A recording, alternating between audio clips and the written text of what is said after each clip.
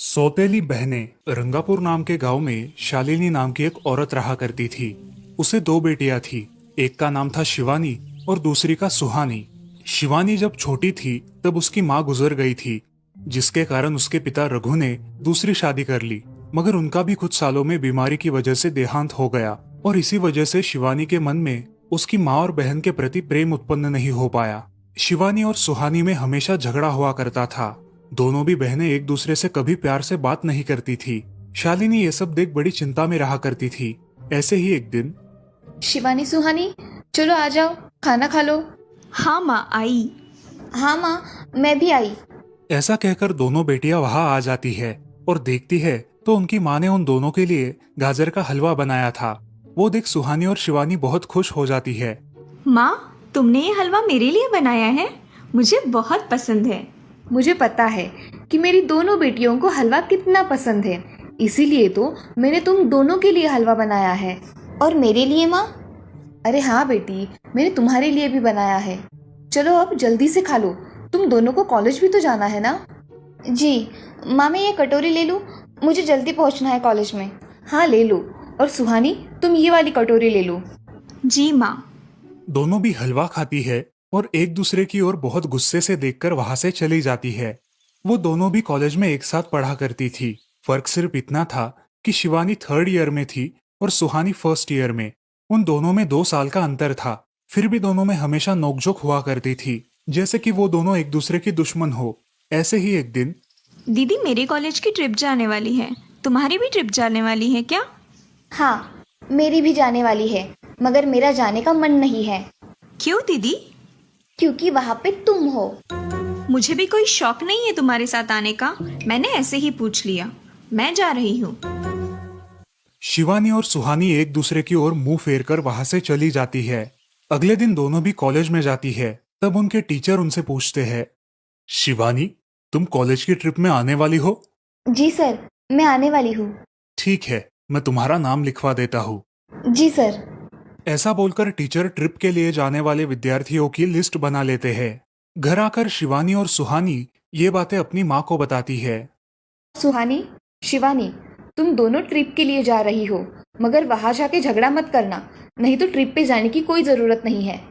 नहीं माँ, हम झगड़ा नहीं करेंगे। हाँ माँ, हम झगड़ा नहीं करेंगे। तो फिर ठीक है, तुम दोनों जाओ। ये लो ट्रिप के लिए पैसे, और बाकी के ये तुम्हारे पास ही रखना।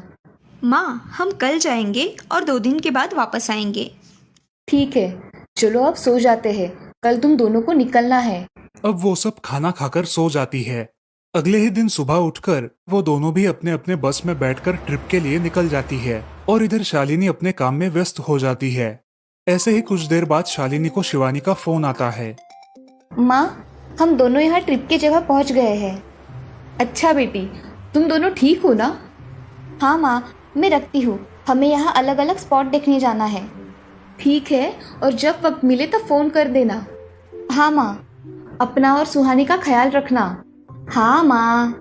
फोन रखने के बाद शिवानी और उसके क्लास के सारे दोस्त वहाँ की एक जगह देखने जाते हैं। सुहानी भी उसके क्लास के साथ एक दूसरी जगह देखने निकल जाती है। सारे बच्चे एक साथ घूमकर वापस आते हैं। शिवानी सुहानी को ढूंढती है, मगर सुहानी उसे कहीं दिखाई नहीं देती। इसीलिए शिवानी को बड़ी चिंता होने लगती है। अरे, ये सुहानी कहाँ रह गई? इसका तो कुछ भी पता नहीं, कहाँ ढूंढूं इसे? तभी शिवानी को सुहानी दिखाई देती है और उसके जान में जान आ जाती है। सुहानी, कहाँ गई थी तुम? मुझे कितनी चिंता लग गई थी तुम्हारी।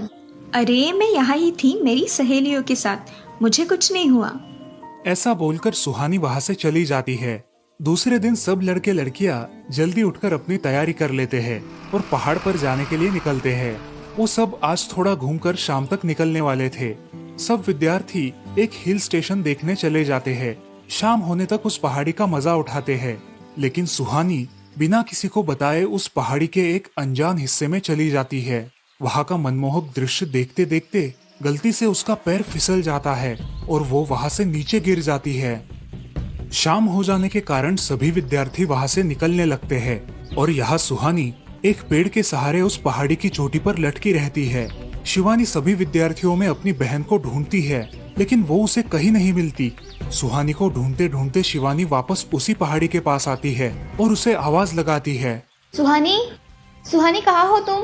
दीदी मैं यहाँ हूँ, बचाओ मुझे, मैं यहाँ हूँ। सुहानी की आवाज की ओर जाते ही उसे पता चलता है कि सुहानी पहाड़ी पर लटकी है।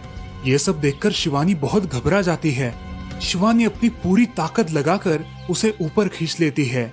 तुम यहाँ क्यों आई थी? अगर तुम्हें कुछ हो जाता तो मैं क्या करती? माँ को क्या जवाब देती?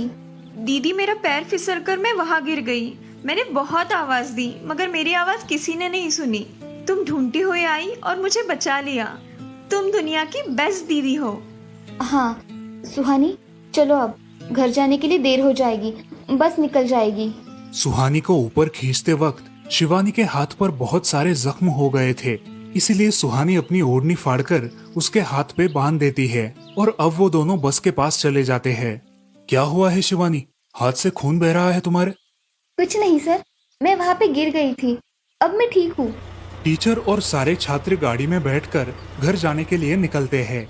घर आने के बाद शिवानी सारी हकीकत अपनी माँ को बताती है और वो सब सुनकर माँ दोनों को गले लगाकर रोने लगती है। तुम दोनों एक दूसरे के साथ होते हो, इसीलिए मुझे कोई टेंशन नहीं रहता, मगर मेरी बच्चियों, खुद का भी ख्याल रखा करो। उस दिन के बाद दोनों सौतेली बहनों ने अपने बीच की सब नोकझोंक बंद कर दी और हंसी खुशी सगी बहनों की तरह रहने लगी। दोस्तों, इस कहानी से हमें ये सीख मिलती है कि हम सबको एक दूसरे के प्रति द्वेष की भावनाएं छोड़कर प्यार से रहना चाहिए। चंदनपुर नाम के गांव में चंपा नाम की एक औरत रहती थी। पति, 2 बच्चे और एक बेटी, ऐसा उनका पूरा परिवार था। उसका पति श्रीधर पोस्ट ऑफिस में जॉब करता था। उसके कमाई से ही घर चलता था। चंपा ने अपने घर के सामने एक छोटी सी दुकान खोल के रखी थी। उससे उसे जो भी मुनाफा होता वो अपनी बेटी की शादी के लिए जमा करके रखती। ऐसे ही बहुत दिन बीत जाते हैं। अब बच्चे भी बड़े हो जाते हैं। बड़ा बेटा अशोक डॉक्टर और छोटा बेटा रवि वकील बन जाता है और दोनों अपनी ट्रेनिंग पूरी करने लगते हैं। एक दिन उनकी बहन ज्योति के लिए एक अच्छा रिश्ता आता है और ज्योति की शादी पड़ोस के गांव के सरपंच जी के बेटे से हो जाती है। ज्योति बहुत ही कामचोर और गुस्सा करने वाली होती है। इसी कारण उसके ससुराल से उसे निकाल दिया जाता है। वो अपने पति को लेकर अपने मायके रहने आती है। अब चंपा का जमाई दुकान चलाता है और चंपा और ज्योति आराम से वहाँ रहती है। अरे ज्योति, जरा अपने कामचोर पति को कुछ काम करना क्यों नहीं सिखाती हो? कुछ काम का नहीं है वो। अरे हाँ माँ, उनके पिताजी ने तो उन्हें ही घर से निकाल दिया और हमारे माथे मर दिया। जाने दो, पति है। माँ और बेटी इसी तरह तानेबाजी करती रहती। अब बड़े बेटे अशोक की शादी उन्हीं के गांव के एक लड़की से करा दी गई, लेकिन उस लड़की से भी चंपा बहुत काम करवाती और वो बेचारी सासू माँ का आदर करके सब काम चुपचाप करती थी। एक दिन वो काम करके थक गई और एक जगह पर बैठ गई।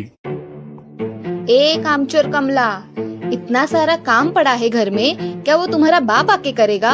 चलो उठ, काम कर। हाँ हाँ माँ जी, करती हूँ। ऐसा कह के कमला अपने काम पर लग जाती है और सारा काम खत्म कर देती है। चंपा अपने बेटे अशोक से घर आने के बाद चुगलियां किया करती थी। अशोक घर आकर कमला को बहुत भला बुरा कहता और कभी कभी तो उस पर हाथ भी उठाया करता था।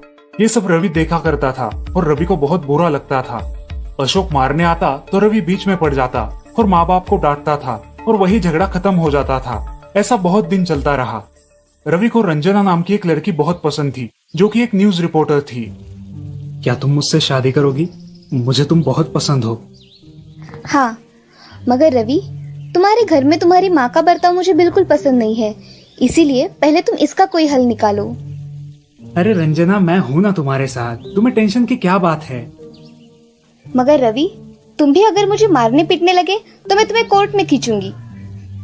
अरे हाँ बिल्कुल, वो तो तुम्हारा अधिकार है।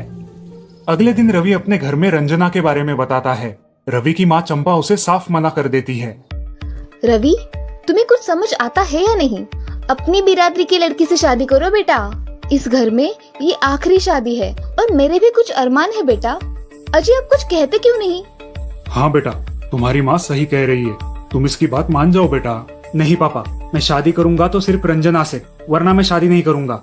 सब चुप हो जाते हैं। अगले दिन रवि मंदिर से शादी करके घर आता है। सब अचरज से रवि की ओर देखते हैं और चुपचाप अपने कमरे में चले जाते हैं। कमला उन दोनों का स्वागत करती है और वो दोनों अपने कमरे में जाते हैं। कैसे लगा मेरा घर? अच्छा है, मगर सब मिलजुल के रहे तो और भी अच्छा होगा। रंजना, तुम्हें मेरी माँ को सबक सिखाना होगा, तभी घर के सारे सदस्य ठीक हो जाएंगे। ठीक है रवि, जैसा तुम चाहो। अगले दिन रंजना अपने घर के मंदिर में पूजा करने जाती है। तभी रुको, मेरे भगवान के मंदिर में तुम मत आओ, जाओ यहाँ से।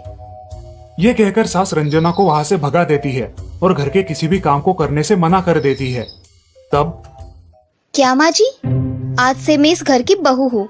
इस घर पे मेरा भी उतना ही अधिकार है जितना कि आपका। क्या बोल क्या रही हो? निकल जाओ मेरे घर से। खबरदार अगर हाथ भी लगाया तो। पता है ना, मैं न्यूज रिपोर्टर हूँ। रातों रात खबर छाप दूंगी और कोर्ट के चक्कर लगेंगे वो अलग, समझिए आप। सास चुपचाप देखने लगी और उसकी बेटी और ससुर भी देखते ही रह गए। रंजना ने कमला से कहा, दीदी मुझे आपसे काम है, आप मेरे कमरे में आइए। और हाँ, आज से खाना ज्योति दीदी आप बनाएंगी। अरे माँ, तुम कुछ बोल क्यों नहीं रही हो? ये मुझे काम करने को बोल रही है। अजी सुनते हो, चलो मेरी मदद करो। हाँ आता हूँ। ज्योति किचन का काम करने चली गई और सास बाहर का काम करने लगी।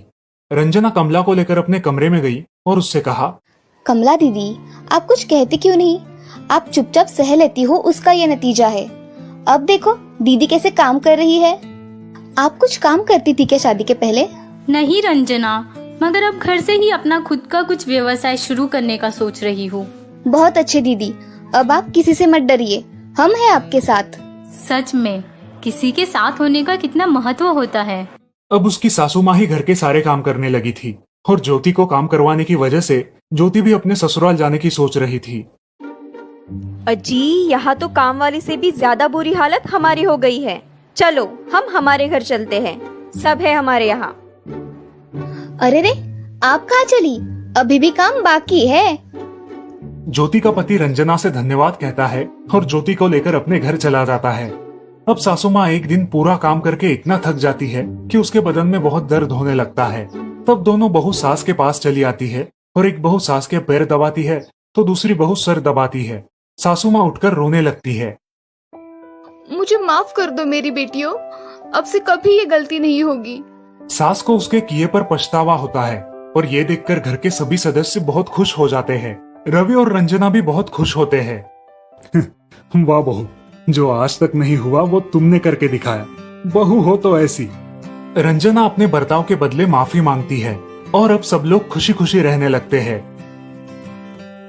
तो दोस्तों, इस कहानी से हमें ये सीख मिलती है कि हम सब मिलके परिवार बनता है और हम सब परिवार का महत्वपूर्ण अंग होते हैं। परिवार के काम मिल बांट कर करना ये हमारी वैयक्तिक जिम्मेदारी है।